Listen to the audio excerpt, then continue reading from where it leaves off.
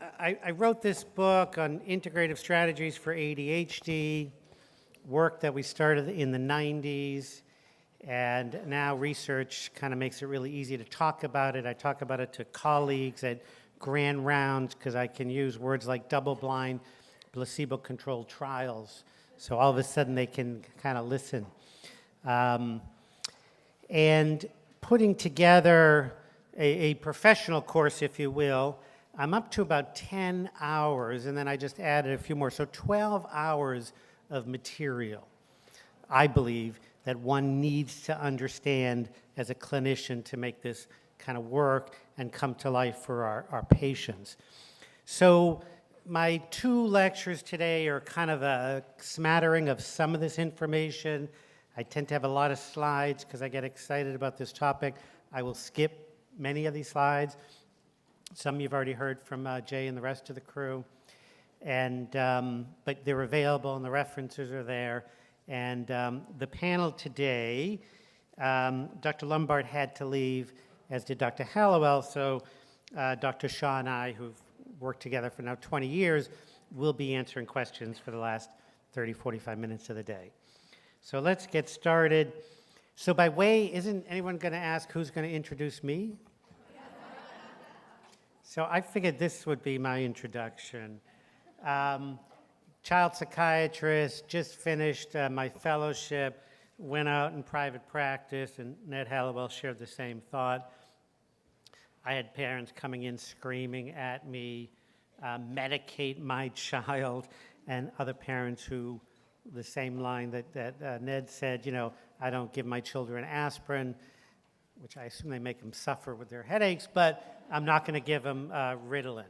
So it was quite the journey for me, almost approaching 30 years, about how we can best help these kids who are, as we've heard a number of times, struggling with a kind of genetic neurobiological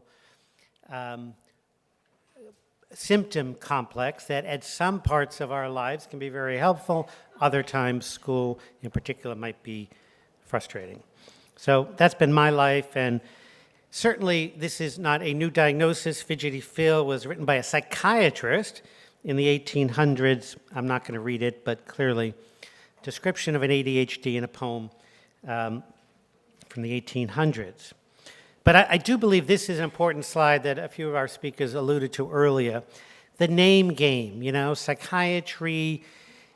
I can make psychiatry jokes, but please don't laugh too loudly. But the profession has really gotten out of control, right, in terms of just making up names every couple years. I have a whole lecture just on making up this name, you know, dysphoric disruptive mood disorder for kids. But for ADHD, it is just so profound a history of every 5 or 10 years, we describe these kids in different ways. And we started off as a defective moral control. And then we went into, after they looked like kids who had post-encephalitis, we described them as brain injured, right? And then I think somebody felt bad for the kids, so we'll just say minimally brain injured. And then, okay, damage, dysfunction, and it goes on and on. But every 10 years when we changed the name as a profession, we changed how we looked at these kids, how we treated these kids, and more importantly, how we did research to develop a model of understanding.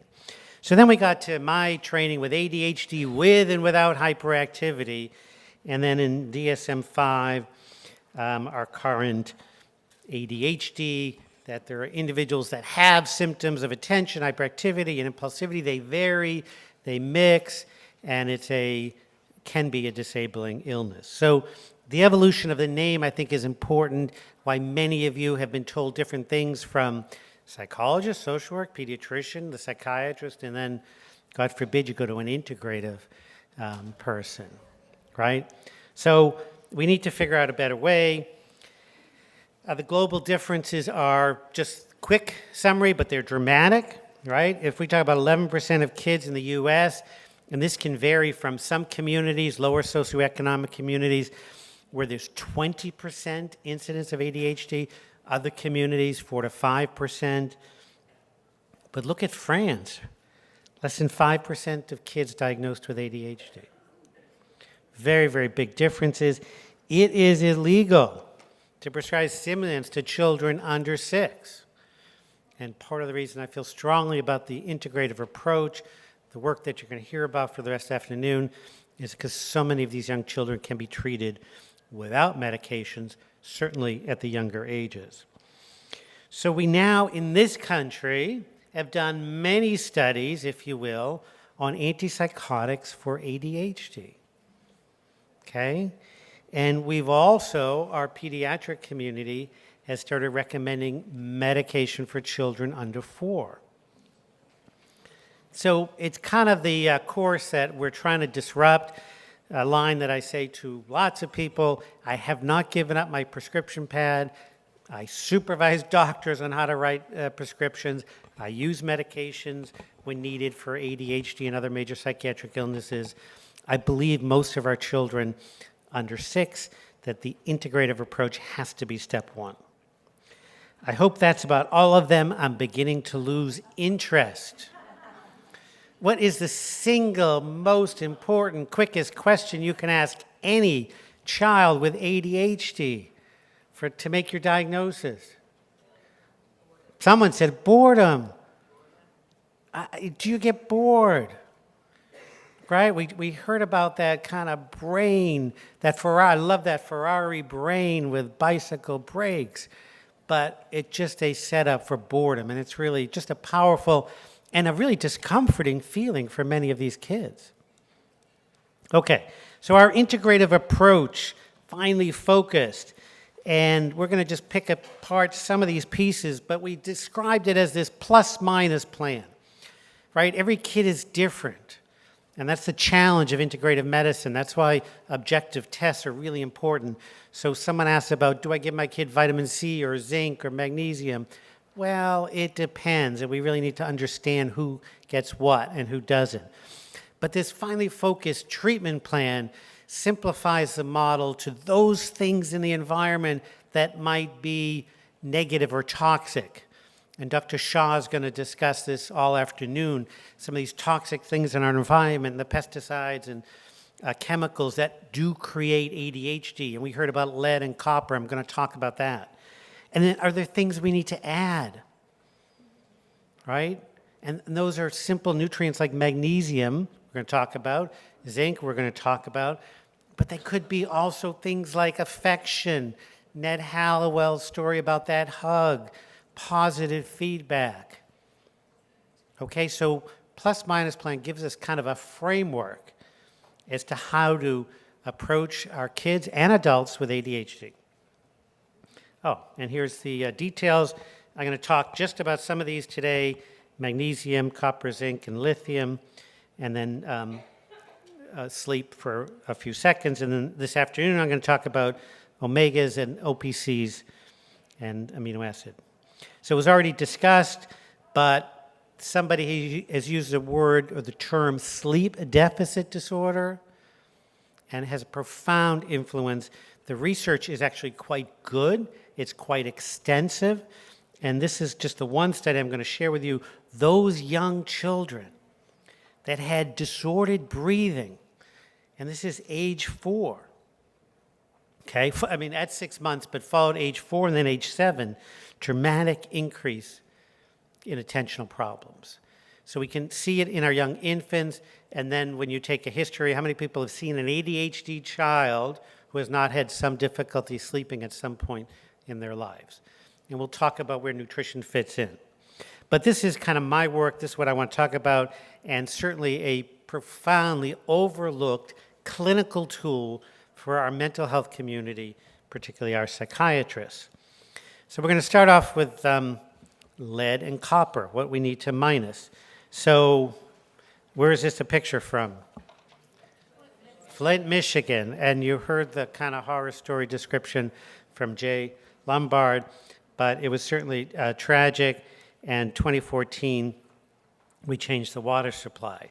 So we know lead, and we've known lead affecting brain function for hundreds of years, but certainly the last 30 years, the research is profound in terms of its increased incidence of ADHD.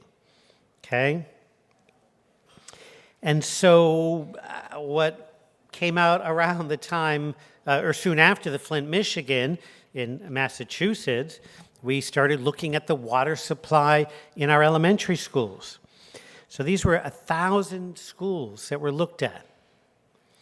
And 995 schools had at least one lead sample that was high and above the state's regulatory effect. Okay? 995. We don't get the headlines. The study was done, it was published, and it kind of gets lost. Okay? But more importantly, in Massachusetts anyways, they looked at copper levels. They looked at copper levels in the water supply in our schools. And a total of 265 schools had elevated copper. And part of what I'm going to share with you this morning is high copper is one of the most common causes of ADHD that I've seen in 30 years. It's diagnosable and it's treatable. And one of the reasons kids have poor or have side effects to stimulant medications. Okay, this is one of the studies. These are the towns in Massachusetts. I hope nobody lives in any of these towns. Do I see an Acton or Air? But anyways, so look at the upper level for copper, and then look what the results were in these random tests. Okay, Massachusetts. How many school systems have we gone through? And what have we done other than presenting a study that says there are high levels of lead and copper? What has been done? So high copper is what I'm interested in. Evaluate on every child, and certainly our young kids under 6. We should all be looking at copper and zinc. So there's physical symptoms of high copper, and these are potentially dangerous. And then at the lower levels, there are psychological symptoms. We see everything from kind of depression to overactivity to psychosis and to ADHD. The sources of copper, as I already described, is primarily in the drinking water. It's in our old copper pipes that we've been using. Birth control pills, estrogen causes retention of copper, smoking. And then one of the things that is often missed, particularly those new to integrative medicine, where they read something about zinc, okay, zinc deficiency can cause elevated copper, and magnesium and manganese deficiency can cause elevated copper.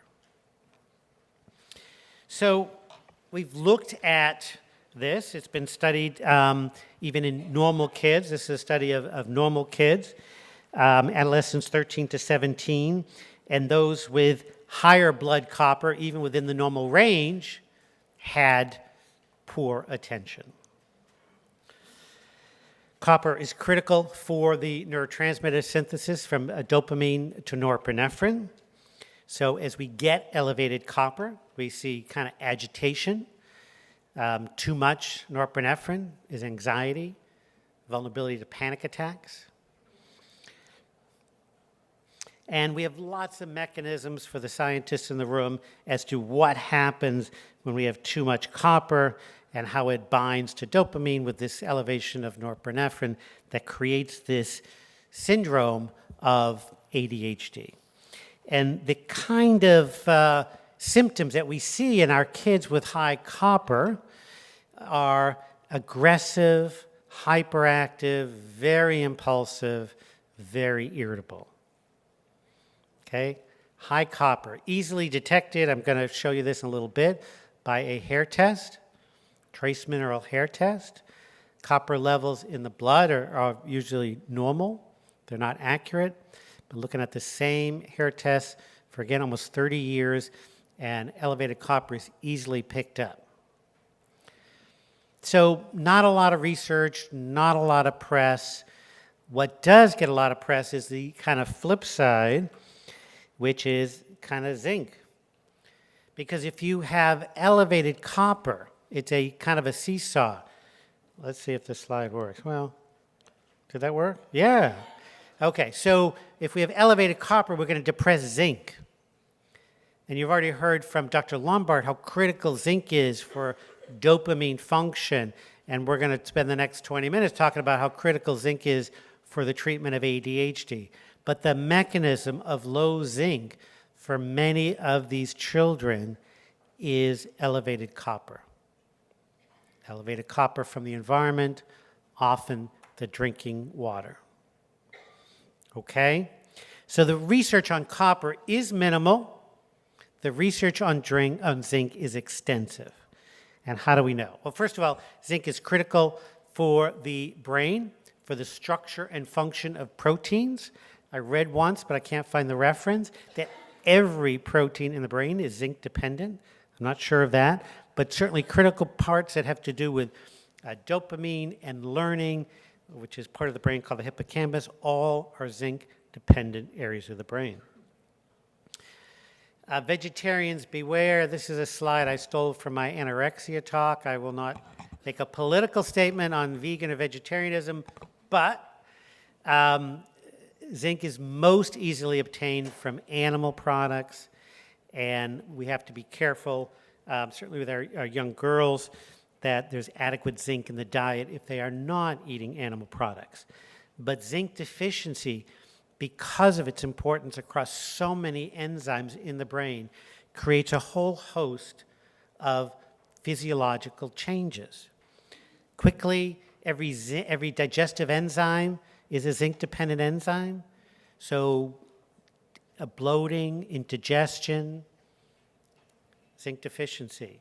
We talked about, Dr. Lombard talked about taste and smell.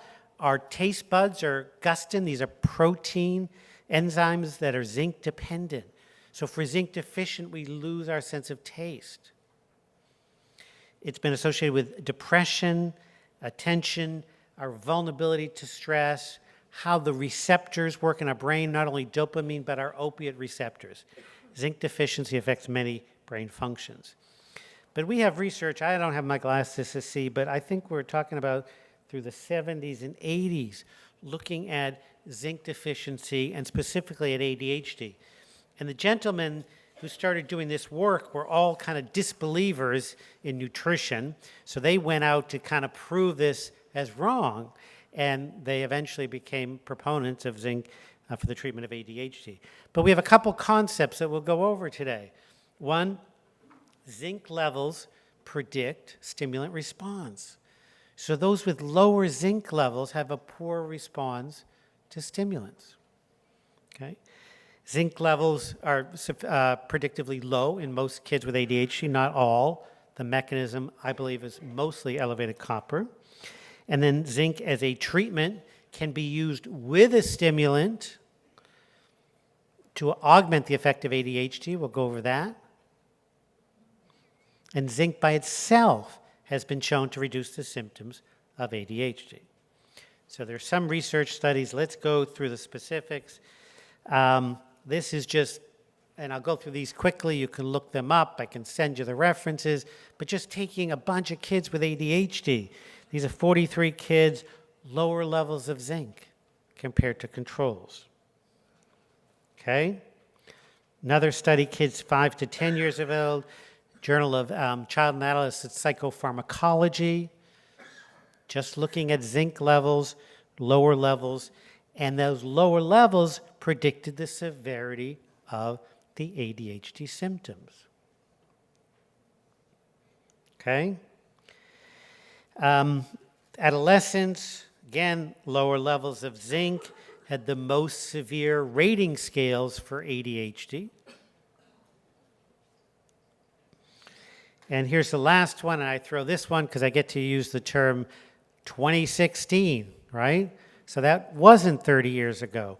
That was last year. This was studied, and you'll see a lot of the research I'm going to show you were from international journals. This one's from an Egyptian journal, 20 children, 70% of these kids were zinc deficient, a correlation between zinc levels and inattention. So a lot of the integrative nutritional work that I have found myself talking to colleagues about, sometimes I'm using research from 1986. And for many of our younger physicians and clinicians, it's kind of hard to relate to, but when we start to show them research from the last couple of years, it just kind of makes a little more sense. And we have a lot of studies that have come out in the last couple of years. So 2016, zinc deficiency and ADHD. Okay, so lower levels of zinc, but, oh, here's the same study. Okay.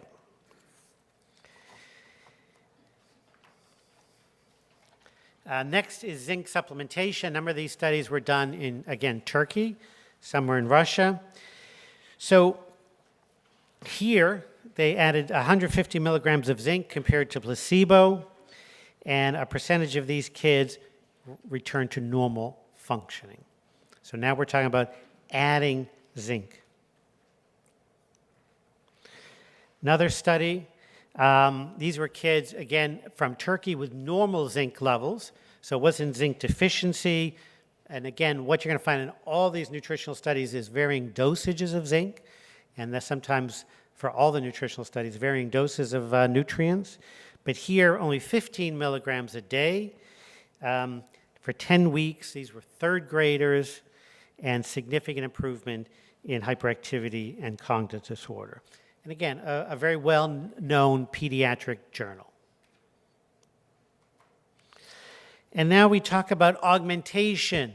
So as integrative clinicians, again, we are not afraid to use medications when needed, and we have research looking at augmentation, so providing zinc with the medications. I heard, again, it hasn't been proven, but there are some Middle Eastern countries where the zinc is actually included in the stimulant preparations. If not, they're routinely recommended. But here, if you just look at the parent-teacher scores, with adding zinc to the methylphenidate, the Ritalin preparation, there was a more significant and more quick response on the parent ADHD rating scales.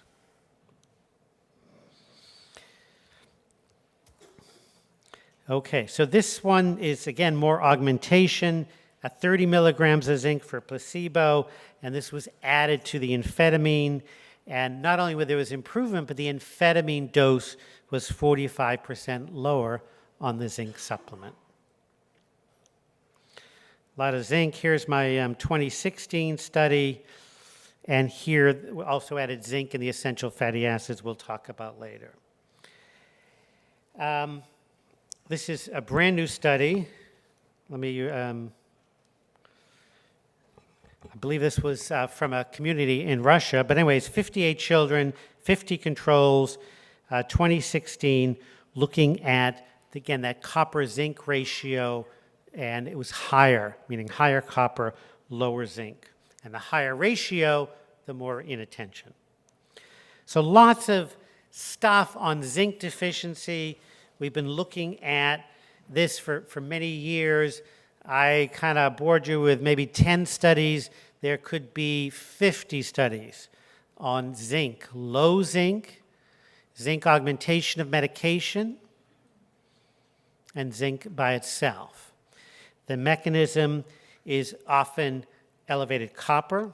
These are just some of the slides that Dr. Lombard talked about. Zinc is required for the synthesis of serotonin and dopamine. And here's the mechanism that Dr. Lombard mentioned, that dopamine transporter, right? We use amphetamines to kind of block that transporter so dopamine stays around in the synapse longer. And if dopamine hangs around the synapse longer, then we're going to focus and pay attention. But zinc, the mineral zinc, blocks that dopamine transporter as well. So if the transporter is blocked by zinc, then there's more dopamine around, comparable that we would get with amphetamines and stimulants. And again, for many of our kids, we're using zinc with the amphetamines. Okay, this is my last zinc copper story. How do we test for zinc? Well, in my world of eating disorders, I do blood tests, and oftentimes we do find low serum levels of zinc. Rarely would we find low serum levels of zinc in our ADHD kids. But a hair test, a trace mineral hair test, which I've been doing for 30 years, but only in the past 10 years since the TV shows now. You can talk about hair tests for heavy metals and poisons and drugs. Can I talk about this with my colleagues? Because the research is much better. But elevated copper is most easily detected by hair. We can look at serum levels and protein levels of a protein that binds copper, and that's helpful information. But the copper-zinc ratio is the simplest, least expensive way that we're able to look at elevated copper. By doing this test, I'm getting pretty good at looking at mom or dad in the eye and saying, I know you want medications, but I bet you a nickel Johnny or Sally is not going to tolerate stimulants until we bring that copper down. Okay, so we might look at zinc deficiency for a period of time. Could be months, could be years, depending on how the child's doing. And if medication is needed, it is going to be much more effective when this elevated copper is decreased. It's my zinc copper story. We'll have time for questions.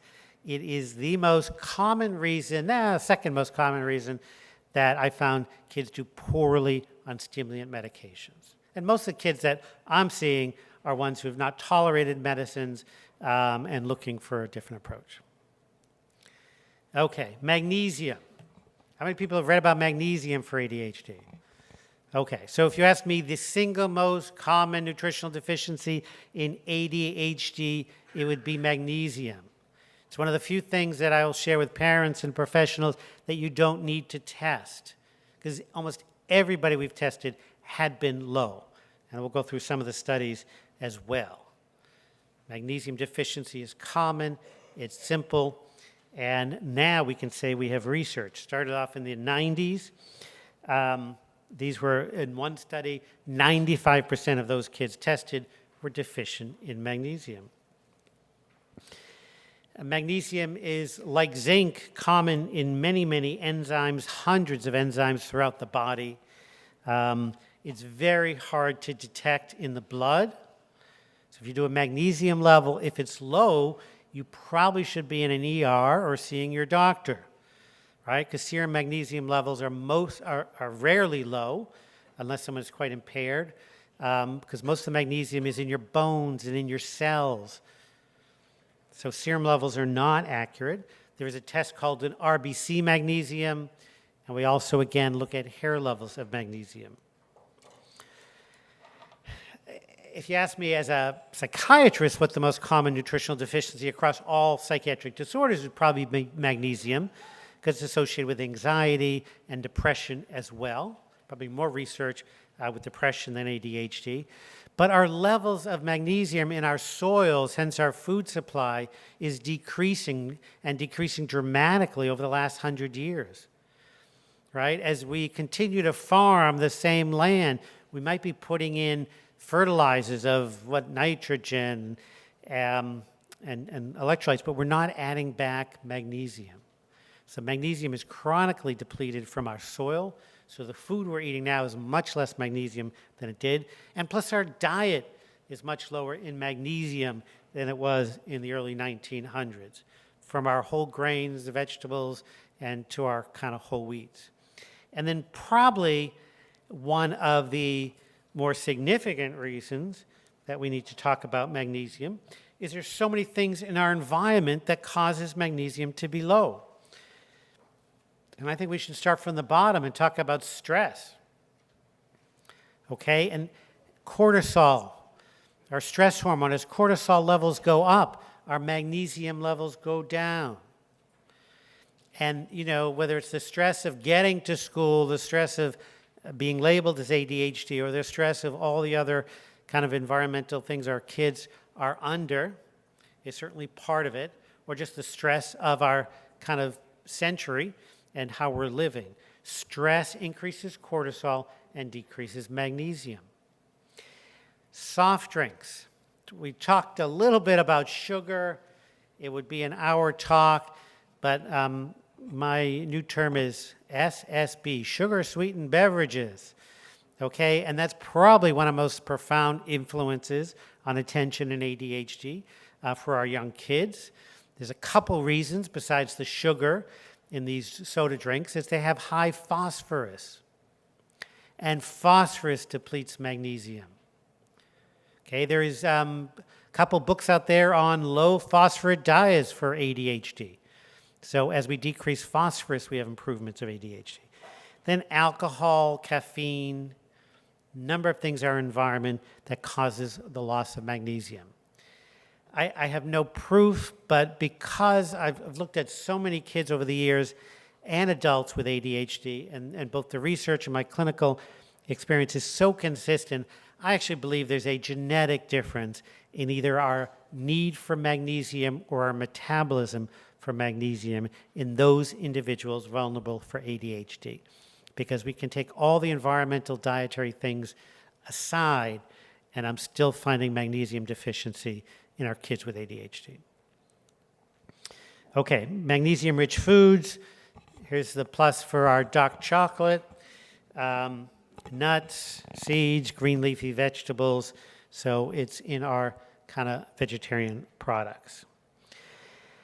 2013, one of the kind of what we call meta-analysis, review studies, 6 interventions of magnesium supplements, saying that magnesium was promising for the treatment of ADHD. Here we have 75 hyperactive kids with magnesium deficiency. These individuals were given 200 milligrams a day of magnesiums for 6 months, and decrease in hyperactivity for all these kids. When we talk about supplementation, magnesium deficiency and repletion of magnesium takes time, okay? It is not often the 1 to 2 week treatment. Now, some of the symptoms of magnesium deficiency, like constipation, like irritability, like insomnia, sometimes those might resolve in 2 to 4 weeks, but our ADHD treatment often can take months.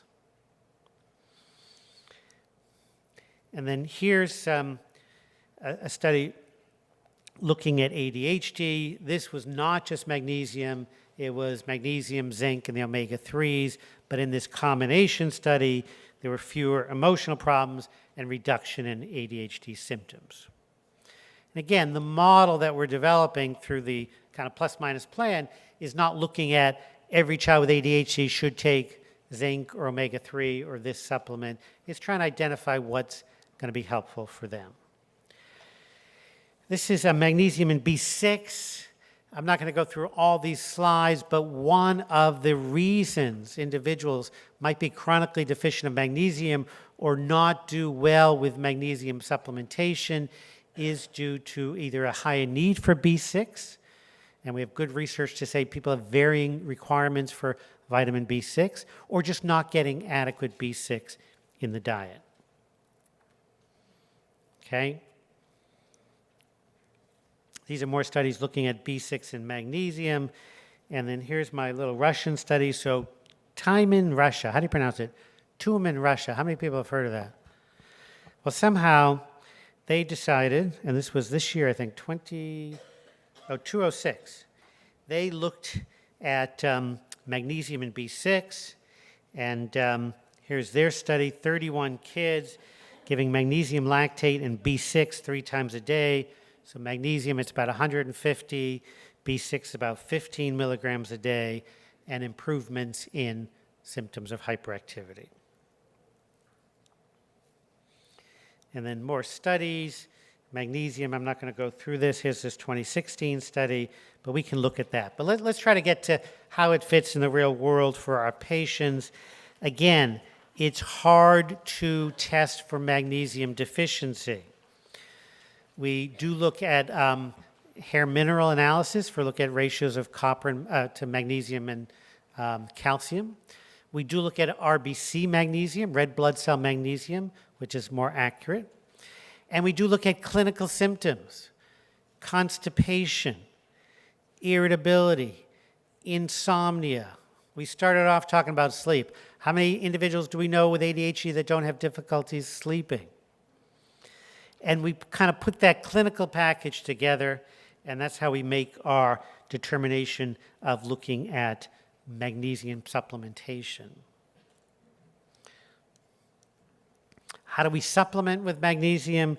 The only thing that I think is important to know is the very inexpensive magnesium oxide that I think might be $2.99 in the CVS is probably not the best. Magnesium oxide is a laxative, so it's not absorbed. 80-90% is not absorbed by the body, so we don't want to give it if we're looking to kind of replete magnesium.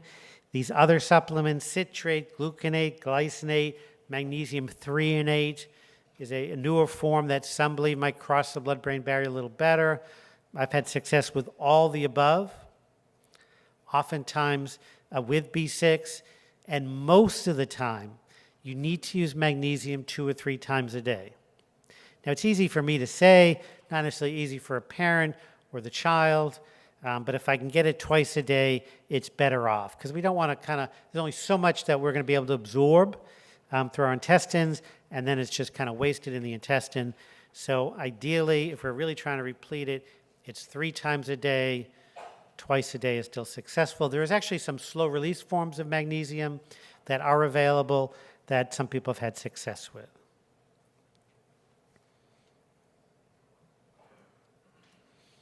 Okay, magnesium.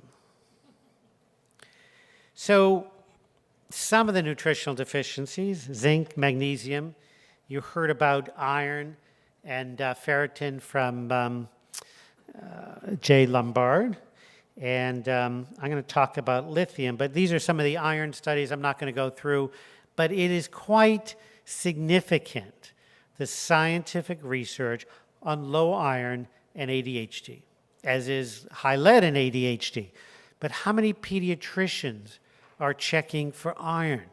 My pediatrician will not draw blood on my adolescent girl. You got to beg for a vitamin D level, or bribe for a B12 level. But as a 12-year-old comes into a pediatrician's office with ADHD, if you go through the research, and it's not 1 or 2 studies, we're talking about 10 or 20 studies, low iron significantly associated with ADHD. How many pediatricians are just looking at that? And as Dr. Lombard said, it's not 100% of these kids. But a quote I used to use when I started talking about ADHD in 1993, I had a big slide that said, "Your child is not a statistic," right?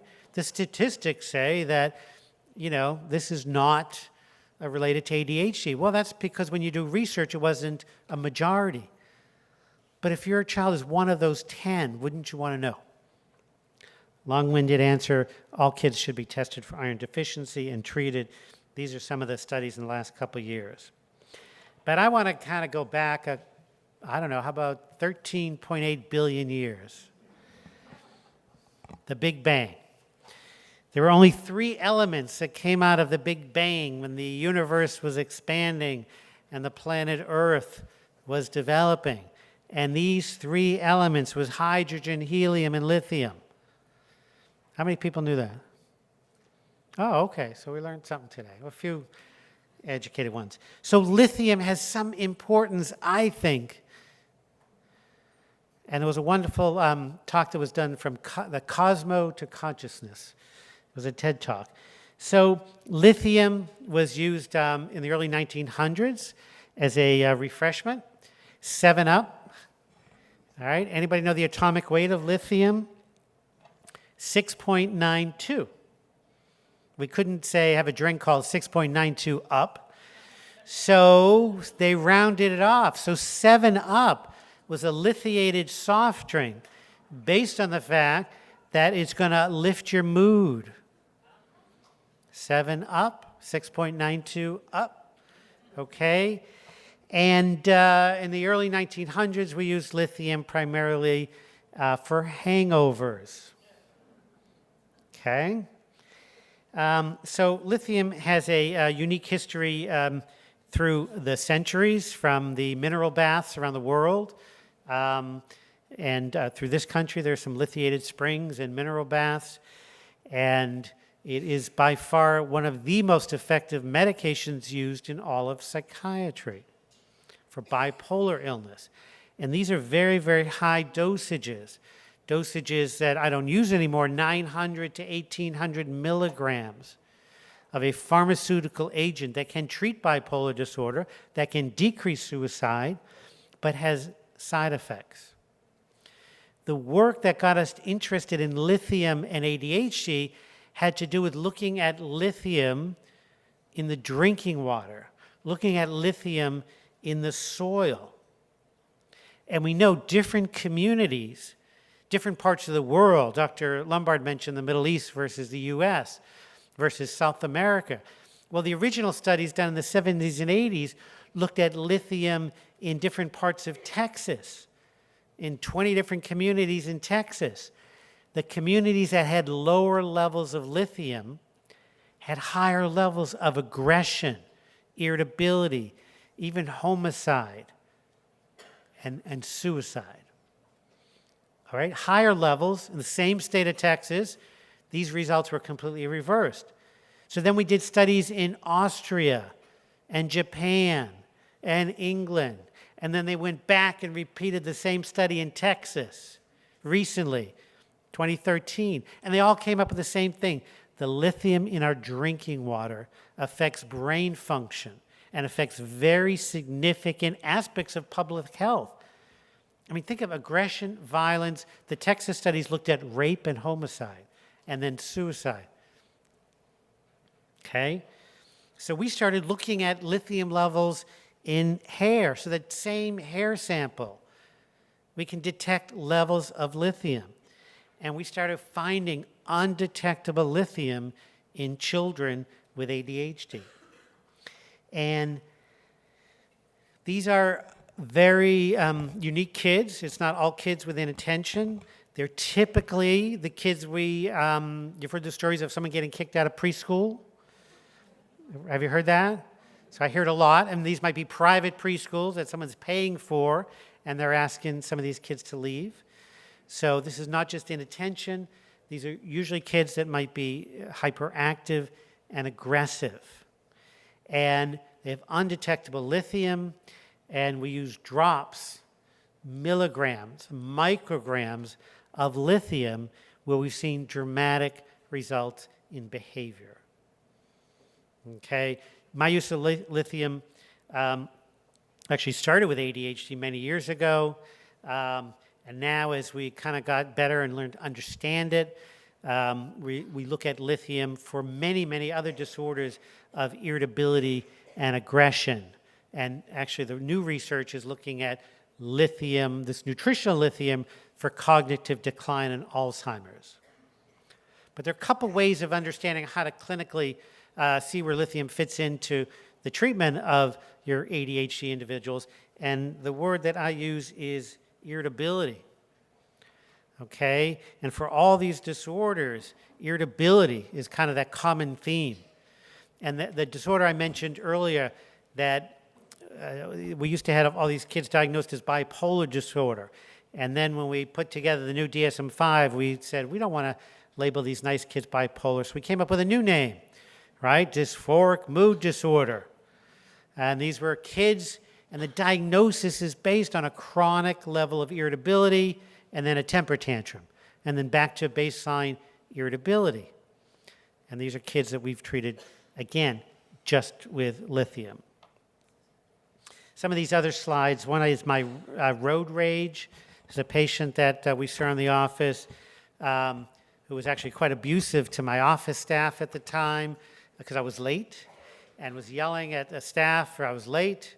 And then when I came into my meeting with him, he yelled at me, how I don't know how to run an office. And we finally got to the problem.